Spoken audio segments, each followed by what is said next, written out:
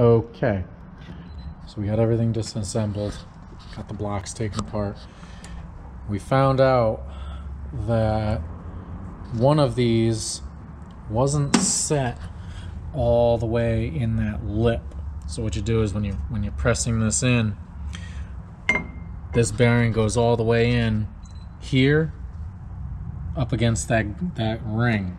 So then it's bottomed out, which you can also see that groove in there. That's the grease groove, which lines up with the grease hole in this bearing. And one of these wasn't set all the way in, so it was like one of them looked normal and one of them didn't.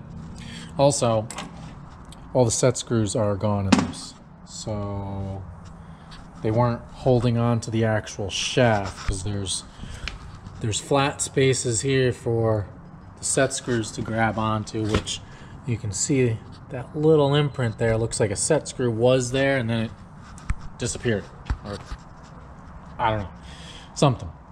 So we got the broken left hand bolt. That's the cap that holds everything closed, and then there's this spacer.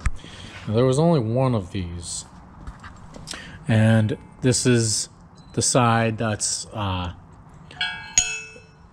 facing the actual discharge. This is the chipper knife side, and it was just sitting just like this. And this one, I believe it was this one. Was it this one? I don't remember. Either way, they're the same. This was just sitting on here, which lines up the holes with the flat spaces for the set screws. And that cap just held it closed so that it had a stopping point, right? But there was nothing on this side. And the bearing was wasn't up against it, but it was kind of close. Like it might have been moving on this side. And my theory is, because this was the side which has the pulley on it,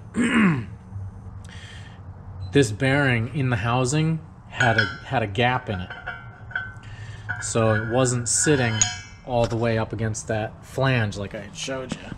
And the distance between the flange and the bearing in that was the actual distance of this. So I think whoever worked on this last, I don't know who it was, lost this or misplaced it or something. So I need to order another one of these. Actually, I need to order two, because this had been chattering around so long it wore a pretty nasty groove on that side, and it wore this side down pretty far where you can actually feel a lip. Hear my nail on it? So the shaft isn't bad. It's got a little bit of play on this side because it was a little bit more worn out, but I think that's how it's supposed to sit. And then this sits in the flange.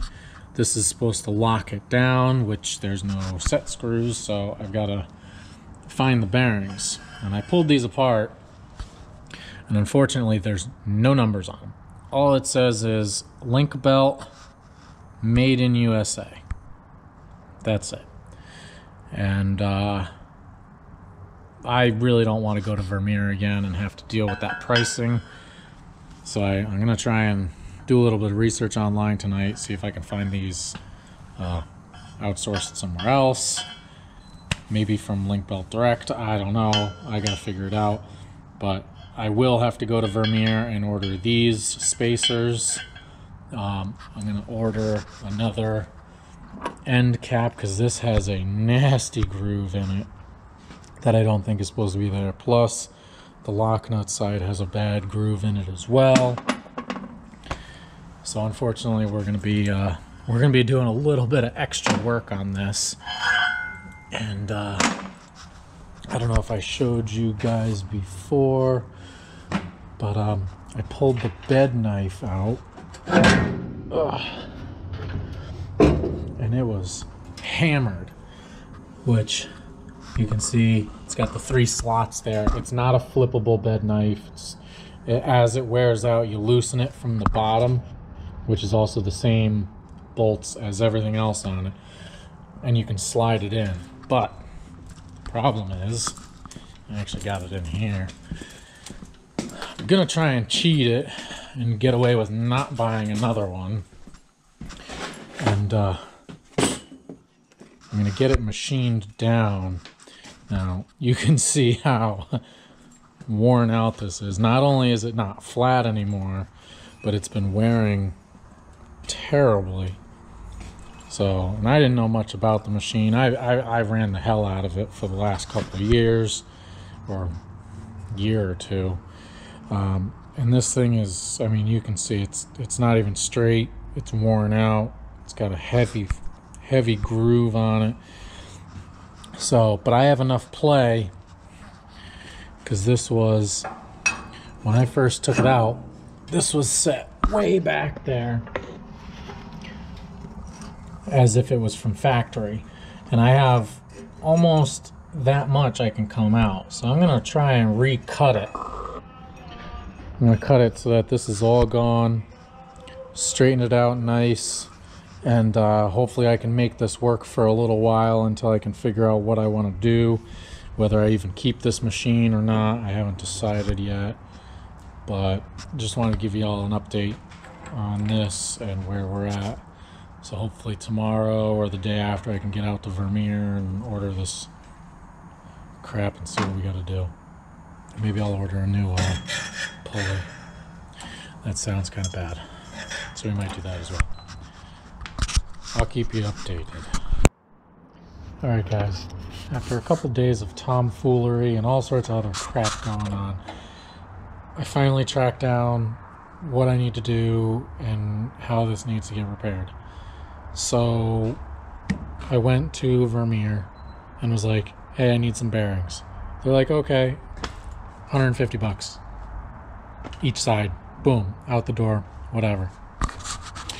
So a couple days goes by and I'm like, all right, now I need the bearings. Let me go down there. Let me bring a bearing with me to make sure that it's right. Because they said they had one in stock, and I needed, well, I thought I needed this stupid thing as well. Good thing I went down there and brought the bearing, the block, this bearing protector, and a couple other things, because the bearing they gave me, according to my model and serial number, was wrong. And I'll tell you why. My machine's old as crap. And apparently what I deduced over the years is they updated this and this.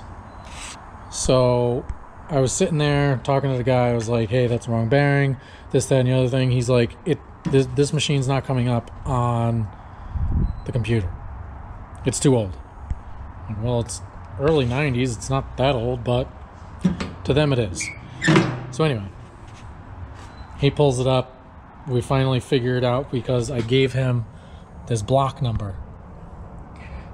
And he's like, oh man, the last time we sold one of those was like 6 years ago. Okay, whatever. Big deal. I need them. Get me them. But I guess when he typed that in, that brought up the actual model, make, and everything else of this chipper. So he's able to look it up, and he's like, hey, that bearing that I gave you before was the right one. And I'm like, no, it definitely wasn't. I said, but do you have a printout, or can you print it out for me so I can, try and figure out these other pieces? So he printed it out for me, which normally they don't do because Vermeer likes dealing with all their own crap all the time. They don't like second, third party crap. So we come across this. Now this is the exploded view of my drum, chipper wheel, the disc, the bearings, everything. Now if you read this in the corner here, which was kind of tough for me to read, but it was revised August 91 due to a change in the bearing, shear bar hardware, addition of remote grease hose and knife gauge, added changed parts marked with an asterisk. So if you see, this would be here, this 4-bolt flange. Now mind you, this is a 620 BC, so it's an old one, early 90s, what I've come to figure out.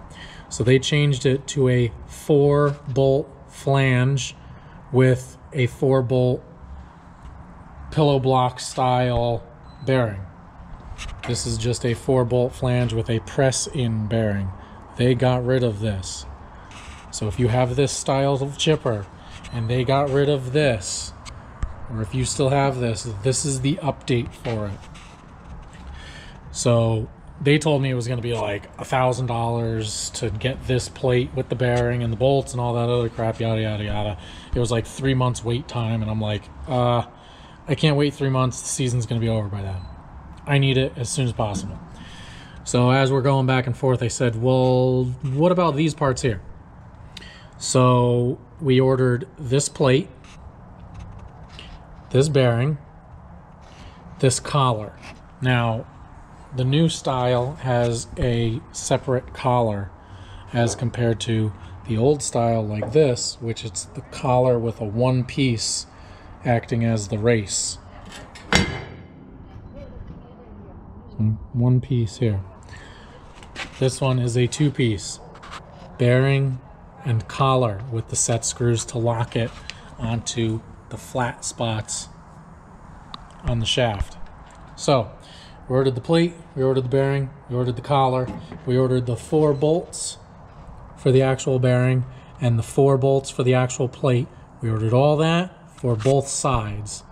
Now, when we were measuring everything and there was a substantial amount of gap and play in between everything, which I think is why this chatted around and wore the hell out of it. Me and my old man figured that we need 2 of these, one on one side, one on the other. Wrong. According to this diagram, there is one, just one. So I ordered one of those as well. So what I'm going to do is I'm going to clean this up a little bit, get it all straightened out, and I'll hold on to it as a spare, because when I throw everything in, for some reason I have a feeling that when we put one on one side and one on the other, there's still going to be this much of a gap. Am I sure? No. Do I think it's going to happen? Yeah. Knowing my luck, it's probably going to happen. So just wanted to give you guys an update to go along with the other update from what I had figured out before I went to Vermeer. Once all the parts come in, we will tear this back apart and rebuild it. But right now, seeing as how the parts aren't totally destroyed and they're still somewhat workable, I'm going to get them all greased up, ready to go. I'm going to reassemble this as is with the old parts. I'm going to straighten out the chipper knives.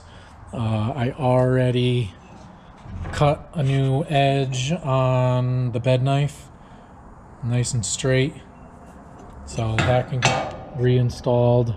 I'll probably order one later once these come in. I can always change it at a later date. It's not that much of a pain, and we're gonna get this put back together. So hopefully in 3 weeks time, and only a fraction of the cost, which for all these parts, all those parts and that, it was just under $500, and it's a 3-week lead time.